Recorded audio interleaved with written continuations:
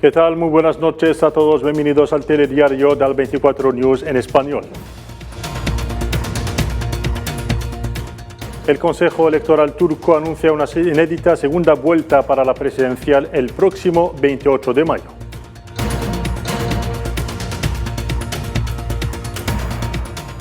Los palestinos conmemoran el 75º aniversario del triste acontecimiento de la Nakba, un evento celebrado también por primera vez en la sede de la ONU.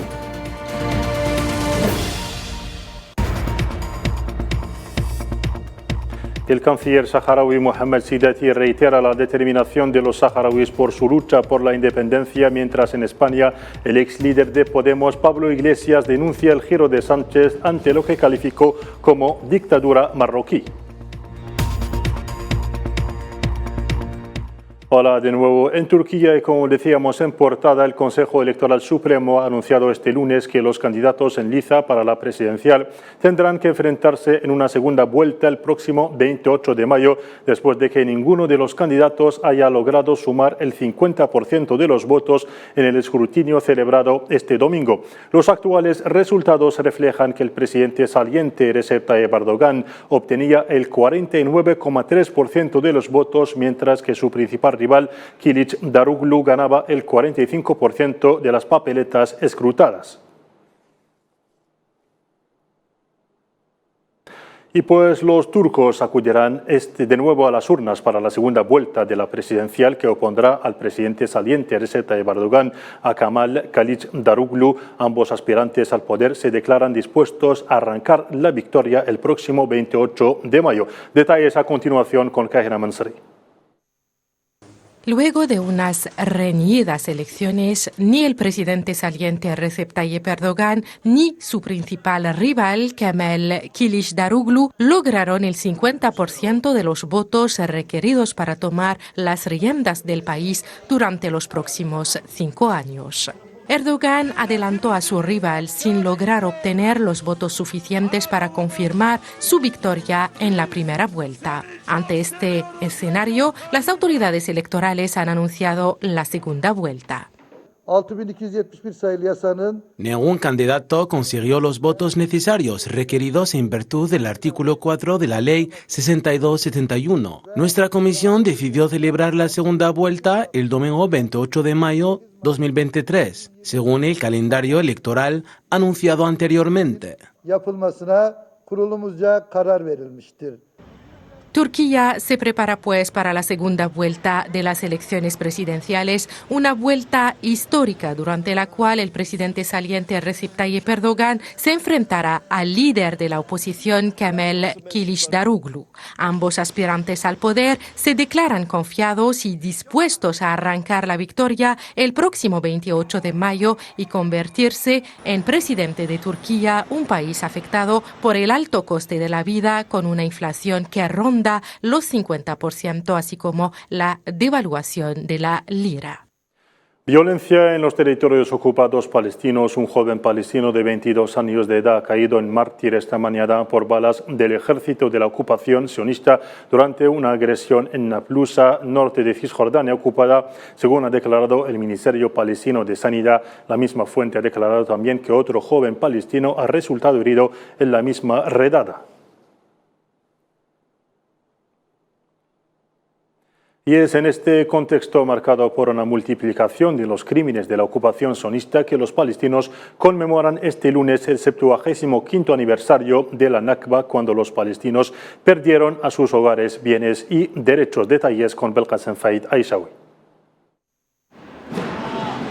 Palestinos de todo el mundo han conmemorado hoy el 75º aniversario de la Nakba, el desastre que sufrió el pueblo palestino expulsado violentamente de sus propias tierras tras la proclamación de la entidad sionista en 1948. Miles de palestinos fueron obligados a huir y a refugiarse en los países árabes limítrofes con Palestina, tales como el Líbano, Siria, Jordania y otros. Una considerable comunidad también se estableció en América Latina, principalmente en Chile, que alberga la mayor diáspora palestina fuera del mundo árabe.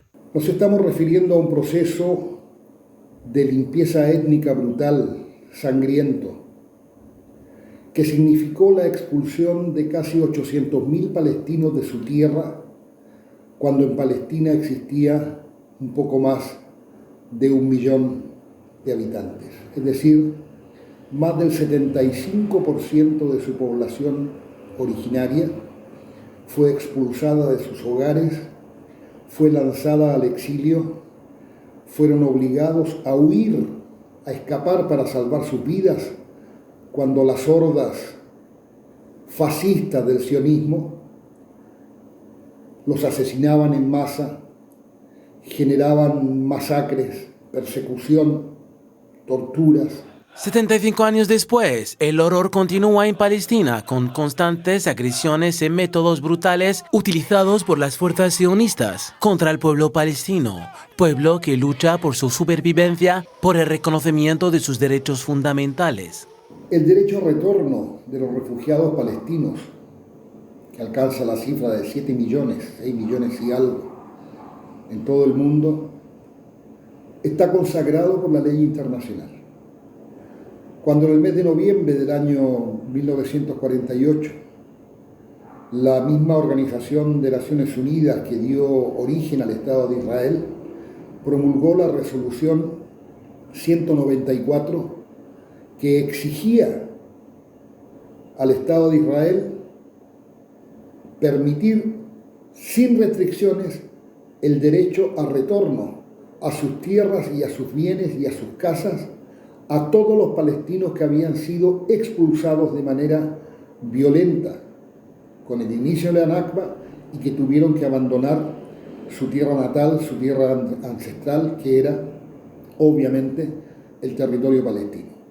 Aunque la ocupación sionista ha rechazado cualquier derecho de retorno que constituye, según ella, una amenaza demográfica para su minoría judía, los jóvenes palestinos que nunca han visto sus hogares ancestrales viven con la esperanza y la determinación de regresar algún día al lugar al que pertenecían sus antepasados.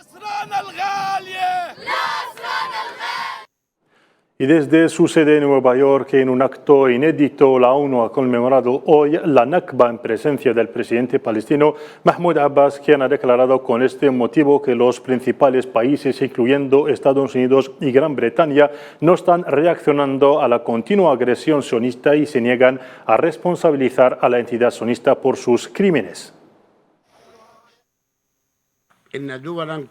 Grandes países que todos ustedes conocen están hoy con brazos cruzados, sin ninguna reacción ante la continua violencia contra nuestro pueblo y se niegan a responsabilizar a Israel por su agresión y ocupación de las tierras palestinas, la construcción de campamentos en sus tierras, la destrucción de la solución de 2 estados y la violación del acuerdo histórico y legal en el sitio sagrado del Quds. Estos países han aceptado que la fuerza de ocupación siga estando por encima de la ley y están protegiéndola. Gran Bretaña y Estados Unidos, especialmente, asumen la responsabilidad política y ética de la Nakba del pueblo palestino, porque ambos participaron en hacer de nuestro pueblo la víctima. El ministro argelino de Asuntos Exteriores, Ahmed Attaf, llegó este lunes a Jeddah, en Arabia Saudí, para una visita oficial en el marco de la consolidación de las relaciones de fraternidad y cooperación entre ambos países. El canciller argelino presidirá este martes con su homólogo saudí los trabajos de la 4ª sesión de la Comisión de Consultas Políticas argelino-saudíes, que constituye un mecanismo instituido para intensificar el ritmo de la concertación y coordinación. El jefe de la diplomacia argelina participará también en las reuniones ministeriales preparatorias de la cumbre árabe prevista el 19 del corriente. Y en el mismo orden de cosas, una delegación siria encabezada por el ministro de Economía sirio ha participado hoy en una reunión preparatoria que precede la cumbre árabe que se celebrará el próximo viernes en Arabia Saudí. Se trata de la primera participación de Siria en las reuniones de la Liga de los Estados Árabes en 11 años, o sea, después de haber reintegrado la Organización Panárabe el pasado 7 de mayo. En cooperación, el primer ministro argelino Ayman Ben Abdelrahman recibió este lunes en Argel al ministro portugués de Economía y del Mar, António Costa Silva, quien efectuó una visita de trabajo a Argelia. Ambos ministros repasaron las perspectivas de las relaciones bilaterales y la cooperación entre ambos países, especialmente a la luz de los resultados de la sexta sesión del Grupo de Trabajo Económico Mixto Argelino-Luso, celebrado en Argel los días 14 y 15 de mayo corriente. El ministro de Asuntos Exteriores saharaui Mohamed Sidati destacó que el pueblo saharaui, dirigido por su legítimo y único representante, el Frente Polisario, está comprometido a continuar su liberación y lucha hasta lograr su deseo de libertad y completar su soberanía nacional sobre toda su patria. El canciller saharaui hizo esta declaración con motivo de la celebración del 50 aniversario del estallido de la lucha armada saharaui en medio de una creciente solidaridad internacional y condenas contra los crímenes de la ocupación marroquí.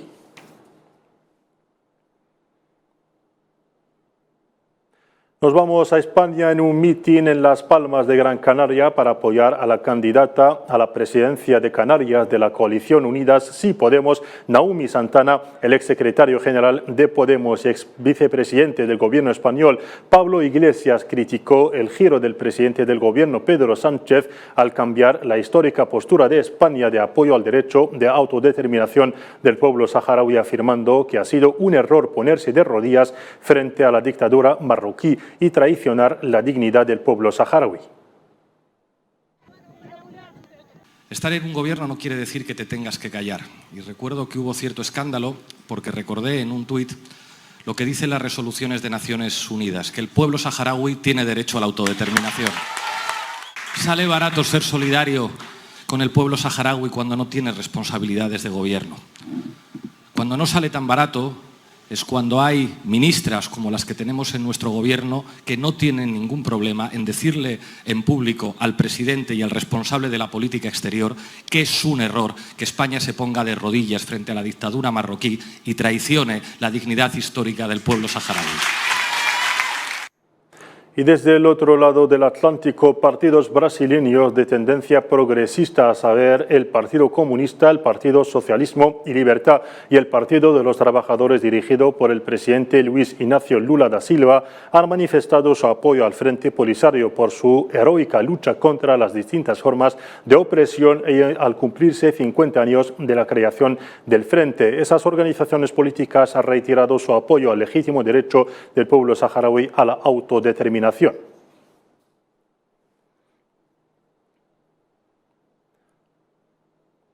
Y sobre la situación en Sudán, continúan pues los enfrentamientos entre el ejército y los paramilitares un mes tras el estallido del conflicto que ha causado más de 750 muertos, miles de heridos y casi 1 millón de desplazados y refugiados. En ausencia de una verdadera solución al conflicto, la crisis humanitaria se convierte cada día más aguda en este país de 45 millones de habitantes, uno de los más pobres del mundo.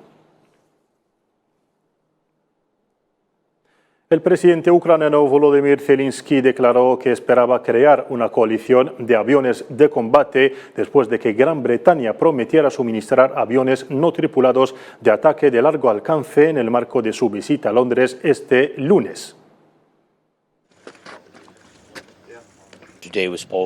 Hoy hablamos de los drones, un tema muy importante para nosotros porque no podemos controlar el cielo. Ustedes lo saben, así que creo que lo sabes todo en profundidad, porque somos verdaderos socios. Rishi conoce todos los detalles de lo que ocurre en nuestro campo de batalla. Muchas gracias y queremos crear esta coalición de drones y soy muy optimista con ello.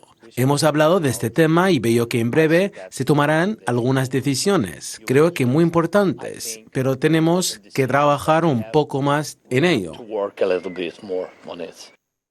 En Colombia, durante un encuentro de organizaciones campesinas organizado a orillas del Pacífico, el presidente colombiano Gustavo Petro propuso a la guerrilla del Ejército de Liberación Nacional trabajar en serio para un cese del fuego regional, con miras a lograr un cese de las hostilidades y, por consiguiente, la concreción de la paz completa.